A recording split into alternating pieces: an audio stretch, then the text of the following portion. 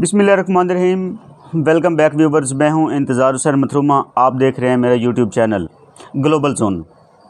तो आज की वीडियो का जो टॉपिक है वो है इमरान खान हुकूमत के 5 बेहतरीन काम, यानी उन्होंने टॉप 5 कौन से काम जो है वो किए हैं।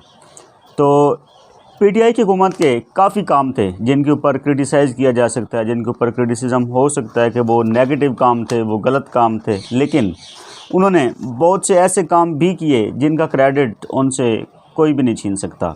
तो आज की वीडियो के अंदर मैं बात करूंगा कि पीटीआई के 5 ऐसे कौन से काम थे जिनका क्रेडिट उनको हमेशा मिलता रहेगा। तो स्टार्ट करते हैं। सबसे पहला काम जो इमरान खान की हुकूमत का था वो था इस्लामोफोबिया के ख़िलाफ़ आवाज़ उठाना। अब इस्लामोफोबिया क्या है? इस्लामोफोबिया का मतलब ये है कि वो जनरेशन, वो रेस, वो कंट्रीज़, वो कौमें जो कि इस्लाम के या मुसलमानों के ख़िलाफ़ बात करती हैं, मुसलमानों को या इस्लाम को ये समझती हैं कि ये शिद्दत पसंद लोग हैं या शिद्दत पसंद मज़हब है, या वो मुसलमानों से नफ़रत करते हैं, तो इसको कहते हैं इस्लामोफोबिया।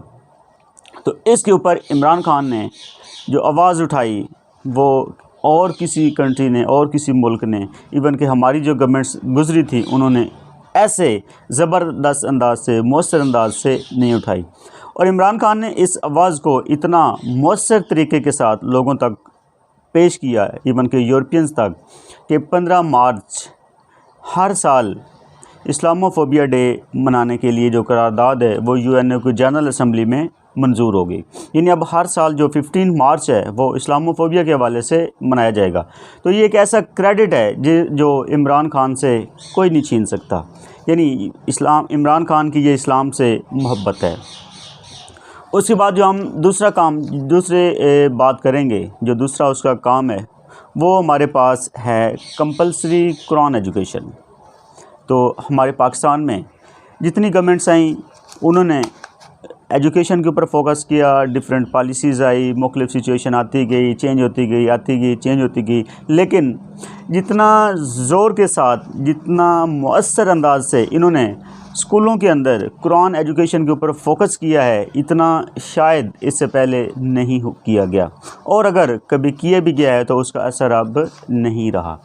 और सबसे बड़ी बात कि इमरान खान ने स्कूलों के अंदर सिर्फ कुरान एजुकेशन जो है उसको नाज़रे की हद तक नहीं रखा, बल्कि जो छोटी क्लासेस हैं वहाँ पे नाज़रा को नेसेसरी करार दिया गया, और जो बड़ी क्लासेस हैं वहाँ पे तर्जमा को लाजमी करार दिया गया। यानी कुरान पाक का तर्जमा जो है वो मुसलमानों के लिए इंतहाई ज़रूरी है। क्यों ज़रूरी है?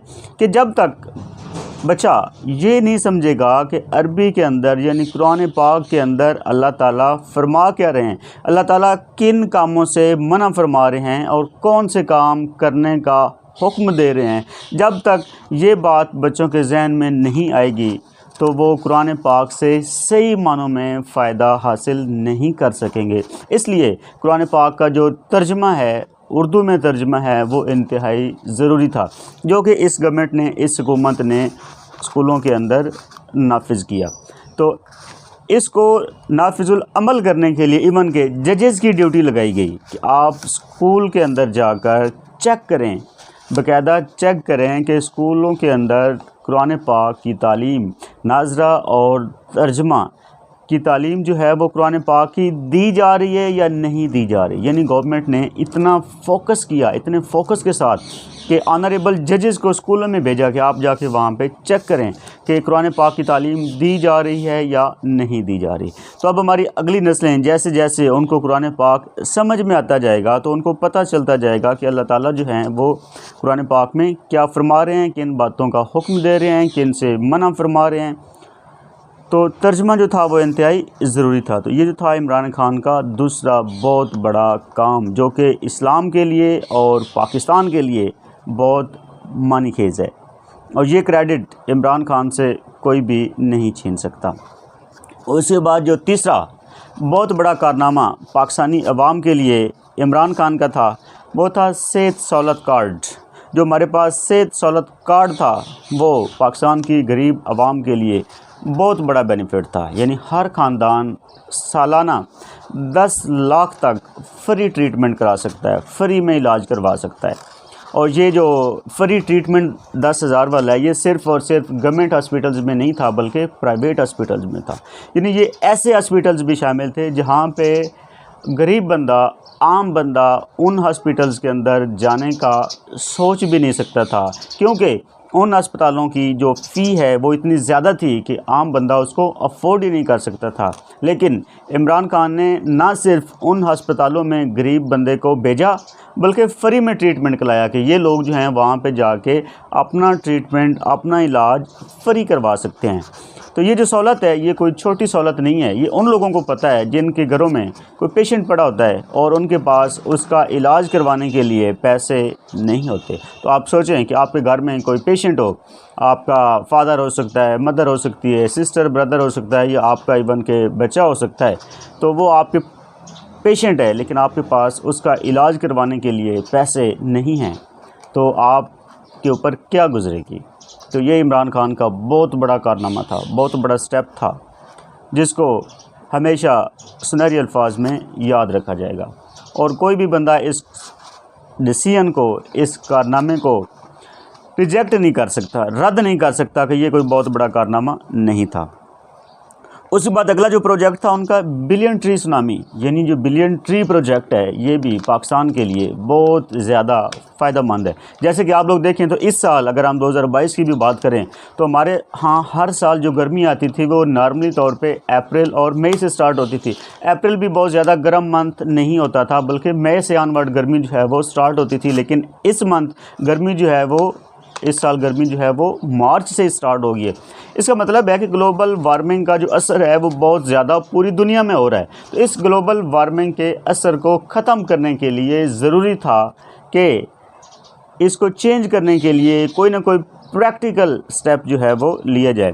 تو اسی کو اوور کم کرنے کے لیے جو عمران خان نے پریکٹیکل سٹیپ لیا وہ تھا بلین ٹری پروجیکٹ۔ تو یہ بھی بہت بڑا پروجیکٹ تھا اور یہ پاکستانی عوام کے لیے بلکہ گلوبلی اس کا جو ہے وہ بینیفٹ تھا۔ اس کے بعد اگلا نیکسٹ جو ہمارے پاس کام ہے وہ ہے عمران خان کا سنگل نیشنل کریکولم۔ تو یہ بہت بڑا کام ہے، یعنی کہ اگر ہم اس سے پہلے دیکھیں تو پرائیویٹ اسکولوں میں بچے جو ہیں وہ اور سلیبس پڑھ رہے ہیں، گورنمنٹ اسکولوں میں بچے جو ہیں وہ اور سلیبس پڑھ رہے ہوتے ہیں، لیکن جب ان کو آگے جا کے پریکٹیکل لائف میں کہیں پہ ایگزام میں اپیئر ہونا پڑتا ہے تو وہاں پہ سیم وہ پرائیویٹ بچے والے بھی وہی پیپر دے رہے ہوتے ہیں اور جو گورنمنٹ اسکولوں سے پڑھ کے آتے ہیں وہ بھی وہی دیتے ہیں، لیکن ان کا جو سلیبس ہے جو انہوں نے پڑھا ہوتا ہے اس میں بہت زیادہ فرق ہوتا ہے۔ تو اب ایک بچہ جو ہے وہ لو لیول کا سلیبس پڑھ کے آئے، ایک بچہ ہائی لیول کا سلیبس پڑھ کر آئے، اور ان کو جب کمپیٹ کیا جائے، جب ایگزام دینا پڑے تو وہ ایک ہی لیول کا ہو، تو آپ سوچیں کہ ان دونوں کے اوپر کیا گزرے گی جو بیچارے نے لو لیول کا سلیبس پڑھا ہوتا ہے۔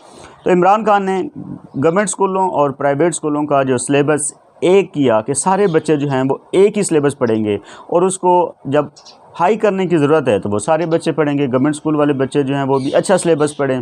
تو یہ بھی عمران خان کا بہت بڑا کارنامہ تھا۔ اس میں جو پرائیویٹ اسکولوں کے بچے ہیں ان کے پیرنٹس کو ایک بہت بڑا بینیفٹ ملا کہ وہاں پہ ان کو ہزاروں روپے ہر سال کتابوں کی مد میں دینا پڑتے تھے، کہ پرائیویٹ اسکولوں کی جو کتابیں ہیں وہ بہت مہنگی ہیں، ان کے ہزاروں روپے لگتے تھے، لیکن جب سنگل نیشنل کریکولم آیا تو وہی جو ہزاروں روپے تھے وہ سینکڑوں روپیز تک آ گئے، ان کو بہت زیادہ پیسے جو ہے وہ نہیں دینا پڑے، کیونکہ جو سلیبس تھا وہ ایزی تھا، وہ ہر جگہ پہ اویلیبل تھا۔ پہلے جو ہے وہ پرائیویٹ اسکول والے جو سلیبس لگواتے تھے وہ بازار میں اویلیبل ہی نہیں ہوتا تھا، اس لیے لوگ جو ہے وہ مجبور ہوتے تھے کہ وہ اسی اسکول سے لیں۔